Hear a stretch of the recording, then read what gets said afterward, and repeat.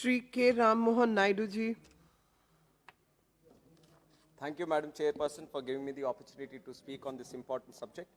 Madam, education is one of the most important sectors if we have to look at the progress and growth of a nation. How a nation behaves tomorrow depends on how many and how well we educate today. Madam, if health looks after the well-being of one person, education looks after the well-being of the whole society. And education will help us to fight poverty, discrimination, equality, and other problems that the society faces on a daily basis. Madam, in looking at the importance of education, and if we just look at the concluded COVID-19 pandemic and the ensuing lockdown, it has caused serious disruptions to the education sector. And in India, over 1.5 million schools closed down due to the pandemic, and also affecting 286 million children from pre-primary to secondary levels. This is in addition to the 6 million children who were already out of school prior to the COVID-19. Madam, the inequalities in the education sector between government and low-budget private schools on one hand and rich private schools on the other, between rural and urban schools, they've all come to the forefront during the pandemic. And only a handful of urban private schools could adopt online teaching methods. Low-income private and government schools had completely shut down for not having access to e-learning solutions. The students from these schools, in addition to the missed opportunities for learning, no longer have access to healthy meals during this time and are also subject to economic and social stress. Madam, I'd like to point out some specific stats. One, according to the ASER report in 2019, which was released in 2020, only 16% of children in class 1 can read the text at the prescribed level, while almost 40% cannot even recognize the letters. And the urban literacy rate today is 85%, whereas the rural literacy is at 69%. The Ministry of Education has allocated 93,224.31 crores, which seems to be a decrease of 6.13% over the previous year. This is 2.67% of the whole union budget, and in the previous budget, we had 99,300 crores allocated, which was 3.2% budget. Madam, with these statistics, I would like to point out that the national education policy which has come out, it is very, very comprehensive, and it was very appreciated of the central government. But the government should also prepare definite time schedules with specific dates for achievement of different tasks and goals as provided in NEP.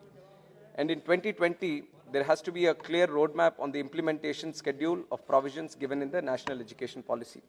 And even the ministry itself has agreed that for the national education policy to be implemented completely, there has to be 6% of the GDP spending on education, whereas right now we see that it is only 2.3%.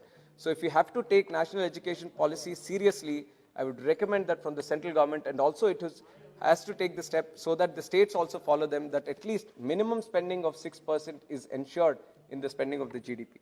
And also one important aspect that seemed to be missing from the national education policy is the sex education. We have been speaking about the problems that the women face day in and day out, and every single day we have been talking about problems in the parliament also.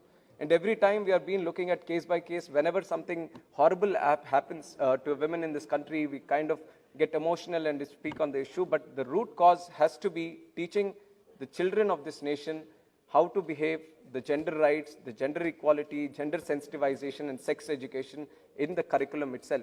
And I would have appreciated if the national education policy has a mention of this, but I would definitely like to put it in the notice of the central minister that it will definitely be included, and proper budget is also ensured so that sex education is properly implemented at the right level.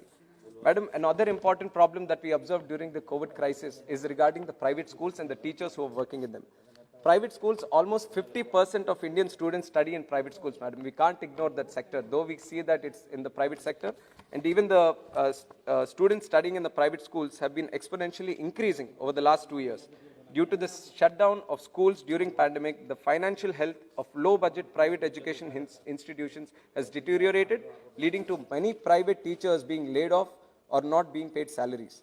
Many moved on to different professions, and it was very, very sad to see what kind of work they were subjected to do during the COVID crisis. And some of them were even pushed to committing suicide also at this point.